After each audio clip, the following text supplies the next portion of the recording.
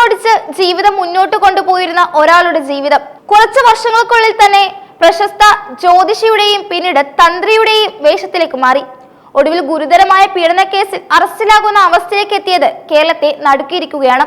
കൊട്ടാരക്കരയെയും പൂത്തൂരും കേന്ദ്രീകരിച്ച് പ്രവർത്തിച്ചിരുന്ന രാജൻ ബാബു എന്നയാളാണ് പിന്നീട് മുരാരി തന്ത്രി എന്ന പേരിൽ അറിയപ്പെട്ടത്. നാട്ടുകാർക്ക് ഏറെ പരിചിതനായിരുന്ന ഒരാളുടെ ഇരട്ട ജീവിതമാണ് ഇപ്പോൾ പുറത്തുവരുന്ന അന്വേഷണ വിവരങ്ങൾ വെളിവാക്കുന്നത്. ആദ്യകാലത്ത് ഓട്ടോറിക്ഷ ഓടിച്ചായിരുന്നു രാജന്റെ ഉപജീവനം. സാധാരണ ജീവിതം നയിച്ചിരുന്ന ഇയാൾക്ക് വരുമാനം മതിയാകുന്നില്ലായിരുന്നു എന്നായിരുന്നു അടുത്തുള്ളവരോട് പറഞ്ഞിരുന്നത്. സാമ്പത്തിക ബുദ്ധിമുട്ടുകൾ മറികടക്കാൻ പുതിയ വഴികൾ തേടിയപ്പോഴാണ് ജ്യോതിഷത്തിലേക്ക് തിരിഞ്ഞതെന്നാണ് പ്രദേശവാസികളുടെ വിലയിരുത്തൽ. തുടക്കത്തിൽ ചെറിയ രീതിയിൽ ജ്യോത്സ്യ സേവനങ്ങൾ നൽകിയിരുന്ന ഇയാൾ കടയ്ക്കൽ ഭാഗത്ത് ഒരു ജ്യോതിശാലയും ആരംഭിച്ചു. കൈരളി ജാതകം, ഗ്രഹനില, ദോഷപരിഹാരം തുടങ്ങിയ പരമ്പരാഗത വിഷയങ്ങൾ കൈകാര്യം ചെയ്തുകൊണ്ട് പതിയെ വിശ്വാസം നേടിയെടുക്കുകയായിരുന്നു. സാമൂഹ്യ മാധ്യമങ്ങളുടെ ശക്തി മനസ്സിലാക്കിയ രാജൻ അതിനെ തന്റെ വളർച്ചയ്ക്കുള്ള ആയുധമാക്കി. ഇൻസ്റ്റഗ്രാം റീലുകൾ, യൂട്യൂബ് വീഡിയോകൾ, ഫേസ്ബുക്ക് ലൈവുകൾ എന്നിവ വഴിയായിരുന്നു ഇയാളുടെ പ്രചാരം. ദിനഫലം, രാഷ്ട്രീയ പ്രവചനങ്ങൾ, സിനിമാ മേഖലയിലെ സംഭവവികാസങ്ങൾ തുടങ്ങിയ വിഷയങ്ങളിൽ ആത്മവിശ്വാസത്തോടെ സംസാരിക്കുന്ന വീഡിയോകൾക്ക് ശ്രദ്ധ ലഭിച്ചു. ചില പ്രവചനങ്ങൾ യാദൃശ്ചികമായി ഒത്തുപോയതോടെ പ്രവചനശേഷിയുള്ള ജ്യോതിഷി എന്ന പേരിൽ ആളുകൾ ഇയാളെ വിശ്വസിക്കാൻ തുടങ്ങി. സമൂഹ മാധ്യമങ്ങളിലൂടെ ലഭിച്ച ജനപ്രീതി പെട്ടെന്നായിരുന്നു. കേരളത്തിനപ്പുറം ഗൾഫ് രാജ്യങ്ങളിലും ഇയാളുടെ സ്വാധീനം വ്യാപിച്ചതായി റിപ്പോർട്ടുകൾ സൂചിപ്പിച്ചു. ഒമാനിൽ ജ്യോതിഷ കേന്ദ്രം തുടങ്ങിയതായും അവിടെ നിന്നുള്ള പ്രവാസി മലയാളികൾക്ക് പ്രത്യേക പരിഹാരങ്ങൾ നിർദ്ദേശിച്ചിരുന്നുവെന്നും അന്വേഷണ സംഘം പരിശോധിക്കുന്നുണ്ട്. വിദേശ യാത്രകളും ആഡംബര ജീവിതശൈലിയും ഇയാളുടെ വളർച്ചയുടെ സൂചനകളായി മാറി. പഴയ ഓട്ടോ ഡ്രൈവറുടെ ജീവിതത്തിൽ നിന്ന് വ്യത്യസ്തമായി പിന്നീട് കണ്ടത് വില കൂടിയ വസ്ത്രങ്ങളും വാഹനങ്ങളും പ്രഭാവമുള്ള ഇടപാടുകളുമായിരുന്നു. ജ്യോതിഷം വഴി ലഭിച്ച വിശ്വാസം അടുത്ത ഘട്ടത്തിലേക്ക് മാറ്റുകയായിരുന്നു ഇയാള്. തന്ത്രി എന്ന നിലയിലേക്ക് മാറിയതോടെ പ്രവർത്തന രീതി മാറി. താനൊരു പ്രത്യേക ശക്തിയുള്ള തന്ത്രിയാണെന്ന് പ്രചരിപ്പിച്ച് ക്ഷേത്രങ്ങളിലെ ചില ചടങ്ങുകളിൽ കാർമ്മികത്വം വഹിച്ചതായും പറയുന്നു. പ്രതിഷ്ഠകൾ, ഹോമങ്ങൾ, ദോഷനിവാരണ പൂജകൾ എന്നിവ സംഘടിപ്പിച്ച് അതിന്റെ വീഡിയോകൾ സമൂഹ മാധ്യമങ്ങളിൽ പ്രചരിപ്പിക്കുകയും ചെയ്തു. ഈ ഘട്ടത്തിലാണ് രാജൻ ബാബു എന്ന പേര് മാറ്റി മുരാരി തന്ത്രി എന്ന് വിളിക്കപ്പെടാൻ തുടങ്ങിയത്. പേരുമാറ്റം അദ്ദേഹത്തിന്റെ ബ്രാൻഡിങ്ങിന്റെ ഭാഗമായിരുന്നുവെന്നാണ് നാട്ടുകാർ പറയുന്നത്. കുടുംബ പ്രശ്നങ്ങൾ, സാമ്പത്തിക തടസ്സങ്ങൾ, വിവാഹമുടക്കം, സന്താന ലഭ്യക്കുറവ് തുടങ്ങിയ പല കാരണങ്ങളാണ് ആളുകൾ ഇയാളെ സമീപിച്ചിരുന്നത്. സ്ത്രീകളോടാണ് ഇയാൾ പ്രത്യേക ശ്രദ്ധ ചെലുത്തിയതെന്നും അന്വേഷണത്തിൽ വ്യക്തമാകുന്നു. നിങ്ങളുടെ കൂടെ ബാധയുണ്ട്, ഇത് മാറ്റിയില്ലെങ്കിൽ മക്കൾക്ക് ആപത്ത് സംഭവിക്കും തുടങ്ങിയ ഭീഷണിപ്പെടുത്തൽ രീതികളാണ് ഇയാളുടെ സ്ഥിരം ശൈലിയായിരുന്നുവെന്നും സൂചിപ്പിക്കുന്നു. ഭയപ്പെടുത്തിയും മനോവിജ്ഞാനപരമായി നിയന്ത്രിച്ചും വിശ്വാസം നേടിയെടുക്കുകയായിരുന്നു ഇയാള്. അവസാനം പൊട്ടിത്തെറിച്ചത് ഒരു 16-കാരിയോട് നടത്തിയ ക്രൂരമായ ലൈംഗിക അതിക്രമം പുറത്തു വന്നതോടെയാണ്. ബാധ ഒഴിപ്പിക്കണമെന്ന പേരിൽ അമ്മയോടൊപ്പം എത്തിയ കുട്ടിയെ പ്രത്യേകം പൂജ ചെയ്യണമെന്ന് പറഞ്ഞ് തനിച്ച് മുറിയിലേക്ക് കൊണ്ടുപോയതായിട്ടാണ് കേസ്.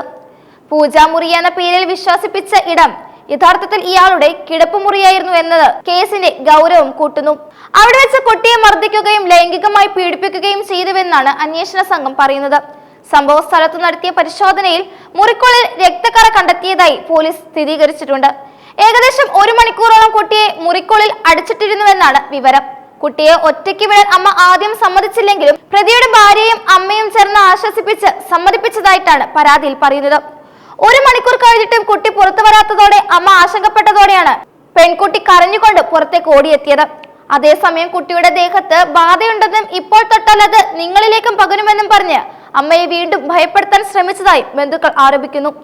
ഈ ശ്രമം പരാജയപ്പെട്ടതോടെ നാട്ടുകാർ സംഘടിച്ച് ജ്യോതിശാലയത്തിലേക്ക് എത്തി. ഇതിനിടെ പ്രതി പിൻവാതിലിലൂടെ രക്ഷപ്പെടുകയായിരുന്നു. പിന്നീട് ഭരണക്കാവിലെ ഒരു ഹോട്ടലിൽ ഒളിവിൽ കഴിയുന്നതിനിടെ പോലീസ് ഇയാളെ പിടികൂടി. പ്രാഥമിക അന്വേഷണത്തിൽ സെഷൻസ് 354 പ്രകാരവും പോക്സോ നിയമപ്രകാരവും കേസെടുത്തിട്ടുണ്ട്. കൂടുതൽ തെളിവുകൾ ശേഖരിച്ചു വരികയാണ്. പ്രതിയുടെ ഫോൺ കോളുകളും സാമൂഹ്യ മാധ്യമ ഇടപാടുകളും പരിശോധിച്ചാൽ കൂടുതൽ വിവരങ്ങൾ പുറത്തുവരുമെന്നാണ് പോലീസ് കരുതുന്നത്. മുൻപിത്തരത്തിൽ പീഡനത്തിനിരയായവർ ഭയം മൂലം പരാതി നൽകിയിട്ടില്ല എന്ന കാര്യവും അന്വേഷിക്കുന്നുണ്ട്. പ്രതിക്ക് ഒളിവിൽ കഴിയാൻ സഹായം ചെയ്തവർ ആരെന്ന ചോദ്യവും ഉയർന്നിട്ടുണ്ട്. ഭരണിക്കാവിലെ ലോഡ്ജിൽ സൗകര്യമൊരുക്കിയ വ്യക്തികളെ കുറിച്ചും അന്വേഷണം പുരോഗമിക്കുകയാണ്.